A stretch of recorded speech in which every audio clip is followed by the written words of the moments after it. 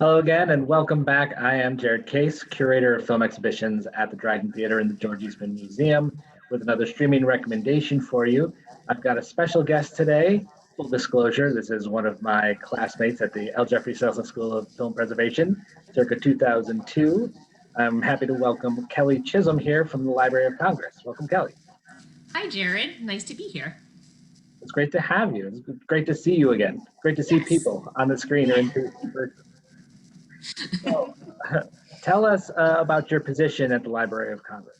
Sure. I am the head of the archival unit in the moving image section in the National Audiovisual Conservation Center based in Culpeper, Virginia. So it's a real mouthful, but basically what it means is out in Culpeper, Virginia, about 60 miles west of DC, is where all of the moving image and recorded sound collections for the Library of Congress are kept in their own special fancy building.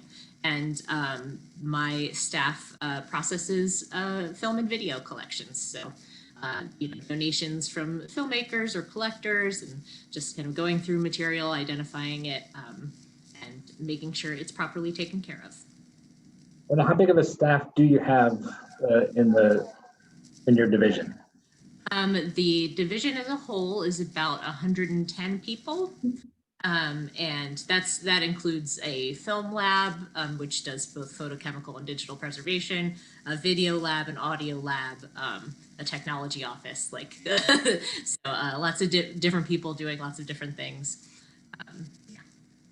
And do you have a number of how many items you get in per year that you're responsible for? This is a number I should know, but I am terrible with this, like stats and things. The main source of incoming material for both moving image and recorded sound is through the copyright deposit system, and so we get literal tubs, picture like a laundry tub at a hotel or something. That's like we get tubs of stuff from the copyright office every week, and that's just currently airing television shows and films and really anything that anyone submits for copyright, which could be their family's oral history, their home movies, or footage of an event that they've recorded. And in your year that you were here at the Selznick School at the George Eastman Museum, is there anything that you take with you from that year that you use on a regular basis? Absolutely. I think I use things that I learned that year every day in my work. In terms of what my staff and I work on these kind of collections that can be really rare or unique items of film, in that concentration on the hands-on work that we did, that we were trained in at the Selznick School, came in really handy to just know how to handle a reel of film, how to make a splice, how to really care for a physical item, as well as do the more intellectual work of kind of organizing material and figuring out what's going on with it, identifying it based on, edge codes on film, and really, the things we learned that year form the basis of my career. And there doesn't seem to be any connection between the Selznick School and the Library of Congress and your recommendation today. So that might be a little true. So my recommendation I'm making is the movie Moranto, directed by Gareth Evans, and it is an Indonesian film from 2009 and a martial arts film. The two great loves of my life, genre-wise, are musicals and action movies, and I saw that the Dryden Theater Recommends series has already covered a lot of my favorite musicals, and you'd had a good basis in that, so I thought I'd go in a different direction. It's very different. So, can you tell us a little bit? I don't think you mentioned the star yet. And the star is really Yes. an important part of how this film came together. Yes. So this movie stars Iko Uwais, who is a specialist in the martial art of Salat. And actually, the way this film came together in the first place is the director was making a documentary about this martial art and met Iko that way, and just saw him and said, I gotta make a movie with this guy. So they built this movie around Iko's skills in this very specific martial art. And the film is about a boy from the countryside going into the city to kind of take his final step into manhood and kind of make his own life for himself and kind of prove his worth to his family, and getting involved in some big city troubles. Which is where the action comes in. Yes. So you mentioned when we were talking before that you thought this might be a little bit dark for our audience, but we've shown some pretty dark films here at the Dryden. What is it about the film? If you could go into, we know that he goes to the city. What happens to him there? Right. He meets a woman on the street and her little brother, and they're just involved in a fight. And he tries to help, and gets involved in what's going on with them, which turns out to be human trafficking. So it does. When I wanted to recommend this movie, I was thinking of the action sequences and the martial arts sequences and how beautiful they are, and I went to rewatch it so we could talk about it. I was like, oh, this is really rough.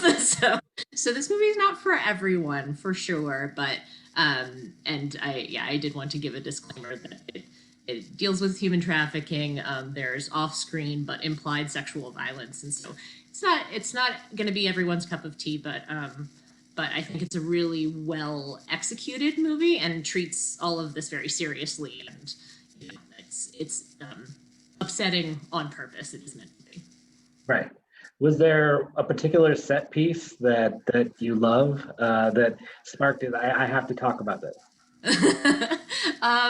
There are a couple. The first kind of big running through the streets fight, or not even streets, it's sort of alleyways, I think is really well constructed and involves just like a lot of twists and turns and a lot of using the environment in the choreography of the chase and the fight. So I really enjoy that and kind of bringing all of those elements of the environment into it.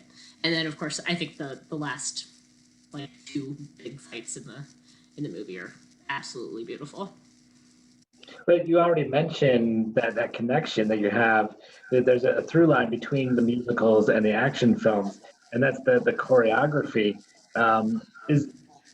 How did that begin? Was it musicals first, then you noticed the same sort of thing in action, or was it sort of concurrent? It was concurrent, and I kind of didn't piece it all together for myself until later, the reason that I loved both of these genres. But I do think it's all due to those moments of is what we would call it in like a genre theory musicals class. That when the characters can no longer talk, they sing and dance. And in action movies, particularly in martial arts movies, when they can no longer talk, they fight. And it all is they're kind of structured in the same way a lot of the time, and I think there's that connection is not something I saw when I was just watching Point Break all the time as a kid. But now I can see kind of that those two loves always had some things in common. And you mentioned specifically about the choreography, about how they were using sort of everyday objects that were around them, whether they were inside in the club or they were outside in the alleyways. And immediately when I saw that, I started thinking of what Jackie Chan had been doing for decades in his choreography, using like ladders to fall through or to defend himself, just whatever he had around. Yes, and I was just watching an interview with the director of this movie, Gareth Evans, earlier, and he mentioned that he loves the Jackie Chan movies of the 80s and 90s and really sees them as a major influence for himself, and specifically the way he planned out his action sequences, that every shot has a purpose and you understand where everyone is and how, and using that environment, bringing items into it to not just make it a fight in a proscenium, just like musicals evolved from being just, dancing on a stage to really being amongst real life and using real life elements. And when they do have those longer shots and they're not cutting between the action, you can really see how it's the choreography, not just of the people, but of the objects on stage. And they have to be in perfect positions for this to happen just the right way, specifically for people not to get hurt. Yes, absolutely. That is an added complication when you shoot in this style that Barranto is shot in, and Gareth Evans' other action films with Iko Uwais, The Raid and The Raid 2, are also similar styles of shooting. These long, long takes where they really, plan everything out, and it takes a lot of skill and a lot of practice, and it means that everything has to be in place that comes into the shot, and so if they're kicking over trash cans or using ladders or throwing dishes at each other or whatever, like that all has to be right where it's supposed to be in order for the whole shot to be pulled off. And the sort of structure of this film, as you said, um, the country boy goes to the city in order to complete his manhood or complete his maturation. It seemed very much like a Western to me, where, it is a farm boy going to the big city or the saloon town and sort of getting into trouble there. But he's automatically sort of going into a corrupt society. He is the good guy because he's grown up in this pure environment. He's going in to sort of clean up the town. Yeah. Yeah, it's very much like a Western, something like The Westerner with with Gary Cooper and Walter Brennan, I think. That really works that way. Yeah, just the classic like man saunters into town and sees something wrong and wants to fix it kind of thing. And so it's really lovely to I think this is the great thing about loving movies and loving film history, is that you can pull all these threads together all the time and really see that people around the world and through time have always been the same and always told similar stories, and that we can find connections between like a 1940s black and white Western and a 2009 Indonesian film is pretty remarkable. I think that's an excellent point that, different cultures all have these sort of same structures that they do, the same six stories or whatever that they say that all things are built on, because we can go to, say, samurai films, and you get a very similar sort of lone figure of justice coming to town and cleaning things up before he leaves again on his own. Yeah. And of course, the samurai films were influenced by westerns, and then the westerns turned around and were influenced by those samurai films. It's just 120 years of movies like telling us the continuing story in a way. Yeah, it's wonderful. So I did want to mention that I picked this particular movie, Barranto, and this style of film because I've always loved choreography, like we were talking about, and fight choreography. And Western action films have drifted away from these kind of long balletic kind of fight sequences to more of a shaky cam style and quick editing. That's not a blanket statement. There are some people who really make movies that way still. Edgar Wright comes to mind, but most of the time you really have to go to not even like Japanese and Chinese films, but Southeast Asian films to find this kind of level of dedication and just like time taken to piece these really elaborate martial art sequences together. Yeah, and it's so rare that when you have something like Skyfall come out, and it's really obvious that it's a long take, that it sort of shocks you into realization of how much skill goes into it when it is actually one single take and they're doing everything within that take.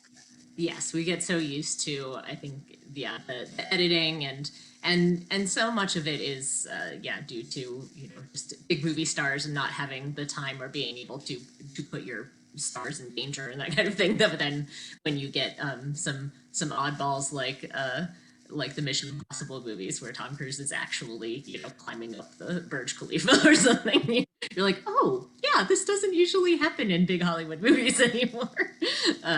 And that, that does bring us back to Jackie Chan too, who we already mentioned earlier. He was, famous for doing his own stunts and all of his own work, and that is a tradition in Hollywood and in world cinema that goes back to really early silent film and people like Buster Keaton and Harold Lloyd. And getting hurt doing it, specifically Yes. Jackie Chan. Yeah. Yeah, I feel like Buster Keaton and Jackie have very similar quotes about like having broken every bone in their body, basically at one time or another. Oof. It's a rough gig. So this was Iko Uwais' first film, but he Yes. has continued to make films from that point, Yes. including more with Gareth Evans, right? Yes. So Iko is also the star of the Raid and the Raid 2, which are amazing films, but I they're a little more well known here in the States, and also are a little more insane than this movie. So I would say if you watch Moranto and like it, definitely check out the two Raid movies. But they they sometimes lack a relatable storyline. It's a sort of a more operatic style of filmmaking. But they're amazing. Just he was given the money and the time to really pull off something special with those two. Yeah, you can tell that there's more resources in the Raid films, and it's although it incorporates the same sort of choreography, there's a lot more gunplay in there as Yeah. well. So they add that to sort of heighten the action. Yeah. And so, and in a way, that's what I like about Moranto is that it is so there, like sort of stripped back to its essential elements of like a really elemental story that we all kind of understand right away, and just having to use what they had to get this movie made. And when we were talking before, we were talking about how these different forms inform each other. And there's a new form that's really an influence on the Raid film, which all takes place in a single building. Yes, the first Raid movie especially is very influenced by video games. I would say, and in a way that few films are. I think Edge of Tomorrow or Live Die Repeat, whatever you want to call it, is one of those that really feels like a true video game movie. And for the Raid, there are different. He has to make it through different levels of the building to get to the top and defeat the boss, and there are even different weapons used on different floors of the building. Feels very much like a video game having different levels and different mini bosses to get through. Well, video games have been influenced by films for decades now, just with the licensed content that they put out. I guess it's only fair that that crosses back over, and it Yes. certainly has affected first-person cinema that we see a little bit more often now, and the way that these things are structured.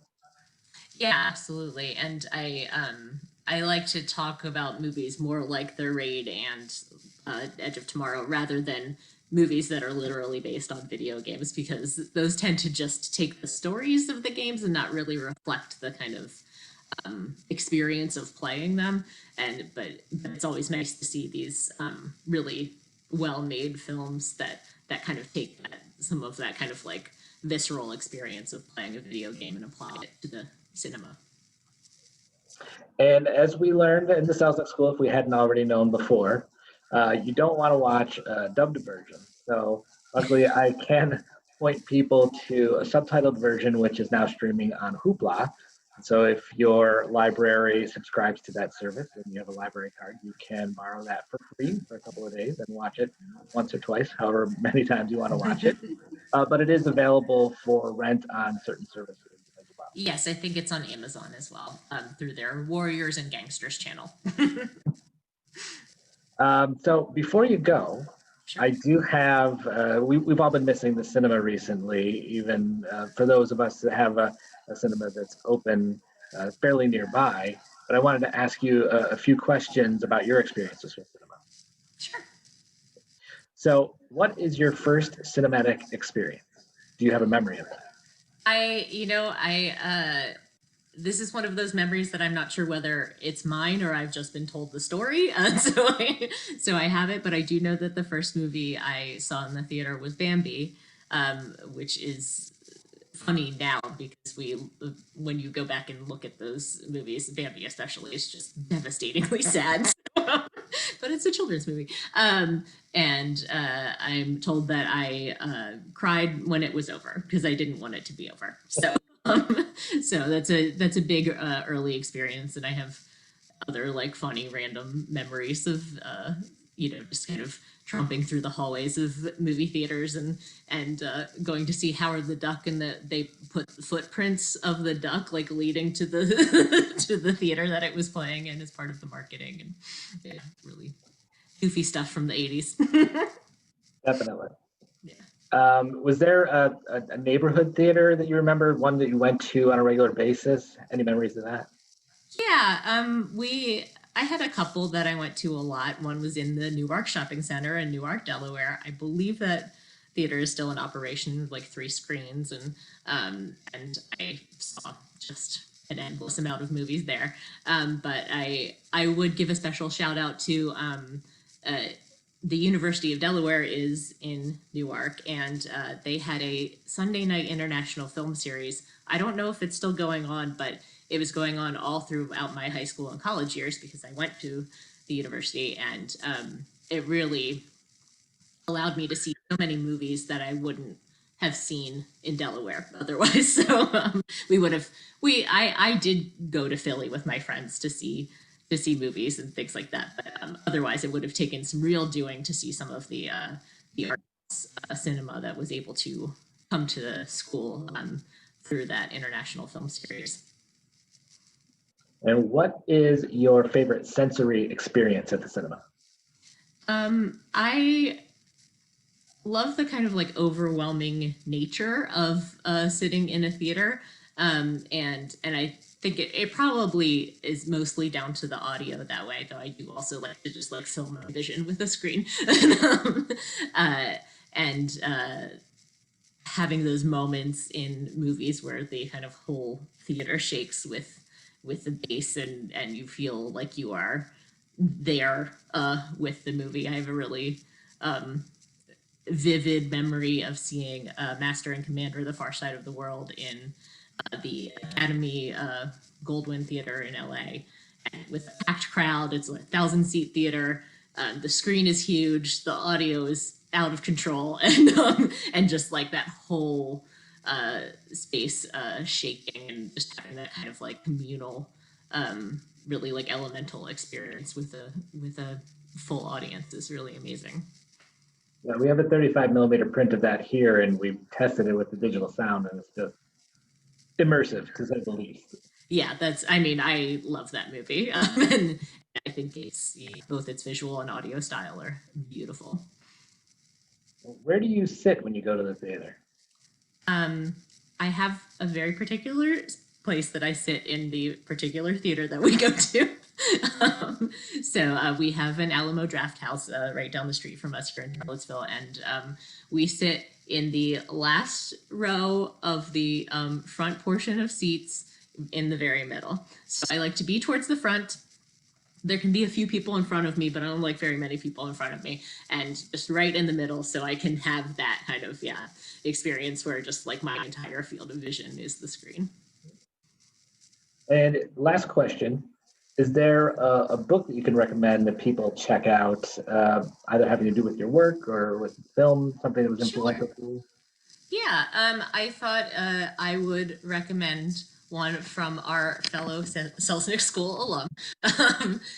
It is called Charles Walters, the director who made Hollywood Dance, by Brent Phillips, who is a lovely guy. And this is Charles Walters was a choreographer and a director in Hollywood in the 30s, 40s, and 50s, and seemed to be a really wonderful person to work with, and someone that both real dancers and like non-trained dancers loved to work with. I was actually just listening to a podcast about Judy Garland like a week ago, and they specifically mentioned that she loved working with Charles Walters, to the point that he was put on a couple of the movies that she was on because he made her more comfortable and was really good with her and got really good performances out of her.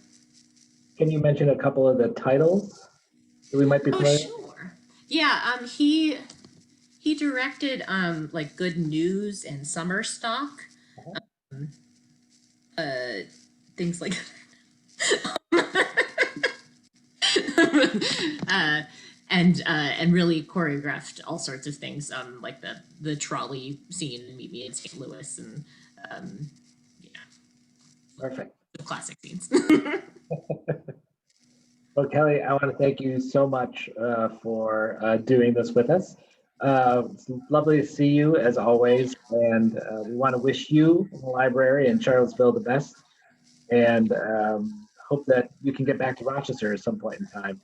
Yeah, Mention that our 20th anniversary of the graduation is coming up in a year and a half. maybe we should have a party. Yeah. Hopefully, we can do it in person. Yeah, that would be lovely. All right. Thanks again, and take care. Yeah, nice to see you.